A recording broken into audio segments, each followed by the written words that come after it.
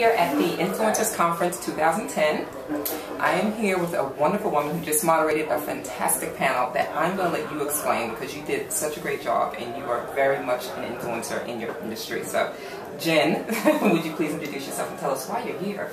Sure. My name is Jennifer Preston. I'm the social media editor at the New York Times, and Phil put together a wonderful panel. And I think that the strength of the panel was because there was so much diversity in the panel, people coming from the art world, coming from the music world, coming from publishing and coming from marketing, but a really interesting place, in marketing. And and I just thought that Phil brought such value talking about the tools that he's developing around sharing, and Hallie's just perspective.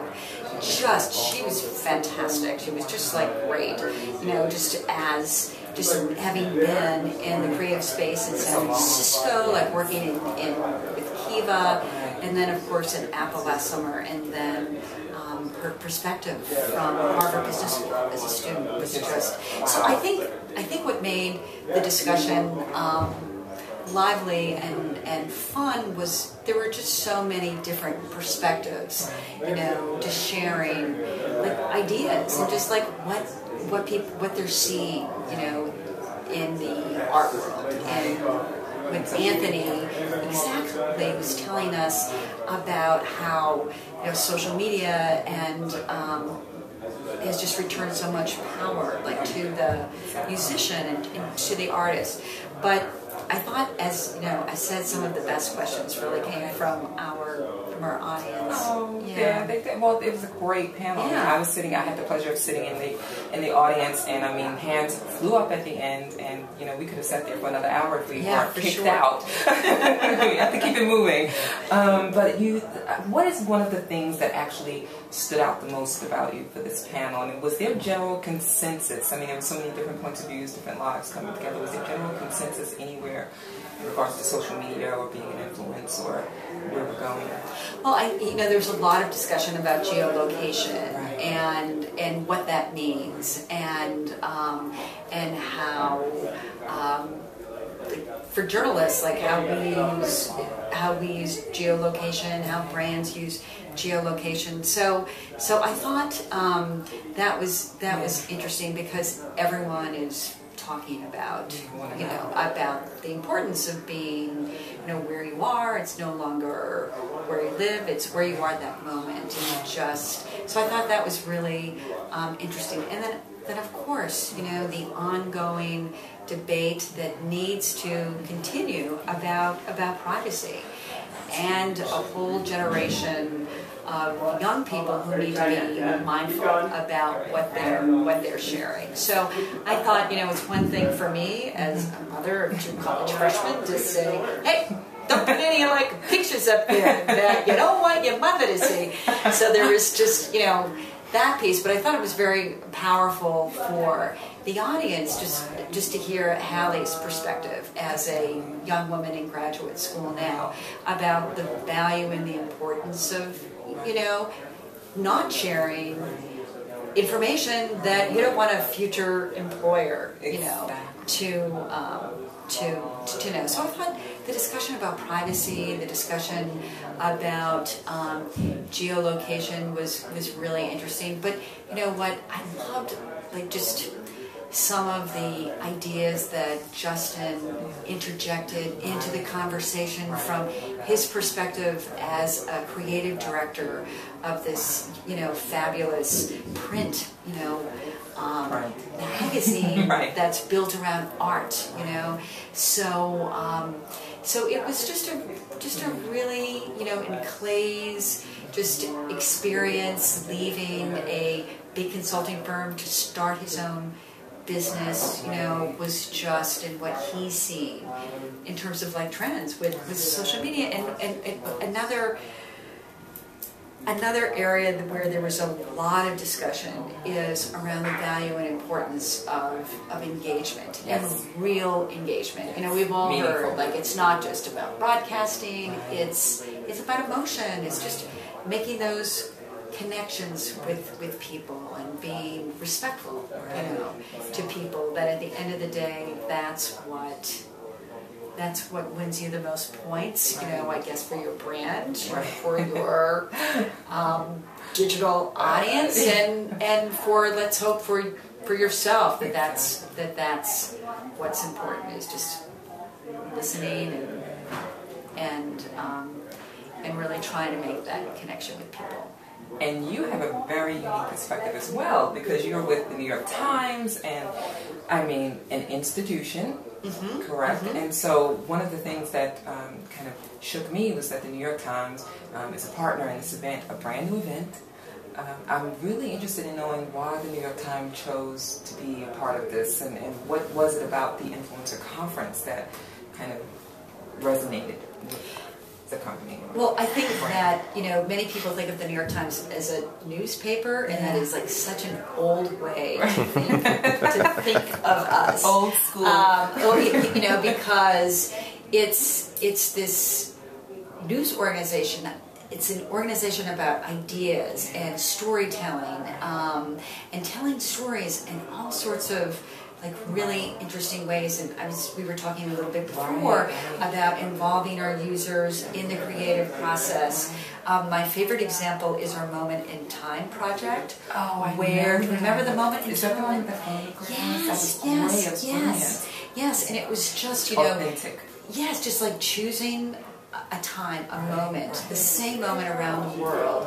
We had no idea who was going to respond or what kind of response we were going to get with it. But we did decide to use social media, to use Facebook. We set up an event on Facebook, to use Twitter, just to let people know about it, to let them know we wanted them to be involved. And oh my goodness, 14,000 people signed up for the event, and then we couldn't message them because we had too many people sign up for the event.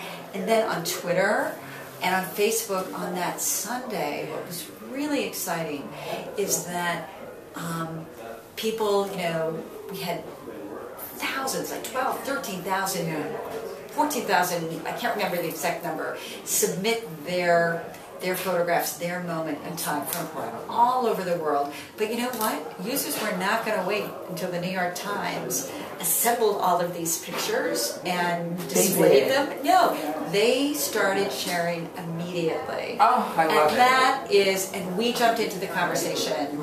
And when someone would say, at NY Times, here's my photo, from Denmark, then we would retweet it. I retweeted it. And so you had 2.6 million followers. Wow. So it was just a really exciting, wonderful, moment, just to see so much sharing taking place, right there among New York Times users in this global community. Wow, and so that's great, because it's no secret that they say we're struggling. Old media is struggling so much. But you do I mean, oh my gosh! It's just that is it that we're not seeing the progress we want as quickly as we'd like, and so we then interpret that as being a huge struggle or a negative or failure? Well, look, we have been blessed at the New York Times because the web is not a new thing for us. When other news organizations, they were forced to make cutbacks. Fortunately, I work in a place that made a really big commitment to invest, years ago in digital storytelling and to invest in multimedia storytelling. Andrew Devagol's team at the New York Times is amazing, just amazing. And when I hear newspapers are dying, I'm like, the only thing we're dying of in the newsroom is exhaustion. Because everyone is really there's just a lot of energy there and creativity. There's been a huge emphasis on innovation, which I think is important for any business, whether you're a publisher and or a struggle too. It's important to struggle. Yeah, you have to be there. You have to be ready to change, and and I think one thing, another trend we talked about was real-time publishing, delivering news and information in the way that people want it. And another reason why I think that we're faring well amidst all of this disruption is that, you want the New York Times in a blue bag delivered to your doorstep? We'll do that. You want it on your iPhone? We have an app for that. If you want it in your Twitter feed, we have 135 different accounts. You want the main New York Times account, or if you want the @NY Times Fashion account, Kathy Horn, will give you reports, live updates from the front row, right there at the runway, which is what we did during Fashion Week. We did a really cool experiment. We know about that because Michelle outside actually was there and she was following tweets and she's reporting on this as well. Great. So she loved it. Great. It was just, and I gotta tell you, it was so the response that we got from users saying, wow, I really appreciate the live updates, and we got this great tweet from Ford Models, up with this, and I just thought, ooh, cool. But one of my faves was from this hairstylist based in Chicago who just couldn't be, at the events, but really appreciated being there, through the live tweets from @One Times Fashion, from The Moment, our other fashion blog, and Eric Wilson and Kathy Horn, and Stuart Emmerich, who are journalists who were there, sharing in real time. Do you think that that's undervalued at events? Because what we do, we tweet and we capture media for live events. People online really do appreciate having that live video feed, those live tweets. Absolutely. In fact, they're sitting at work, they're at home. Is it undervalued at events? I mean, it doesn't seem like we do it enough, I think. I mean, there are huge events that could be happening, whether it's political or, I think we're just starting to do that. But do you see that becoming more of a thing? I think that is huge. And one major shift that's taken place at the Times in the last year is using Twitter for real-time publishing. And around live events, so for example, the commitment to provide live updates from the fashion shows at New York Fashion Week,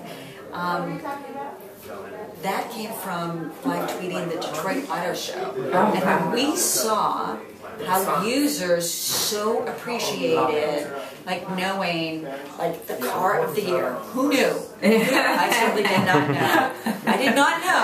There was such a passionate audience around the car of the year. But it was really so what we've tried to do at the Times is test and measure, learn from our mistakes, and as a social media editor, trust me, I've made many mistakes. I didn't want to bring that up, but now that you have, but you have to be open, right? And that's another tremendous blessing that we've had from our leadership is that when other news organizations and other companies were saying, we have rules and regulations, and we don't want you tweeting this, and we don't want you tweeting that. We just said, what? Our journalists, they're smart people. They know what the rules of the game are.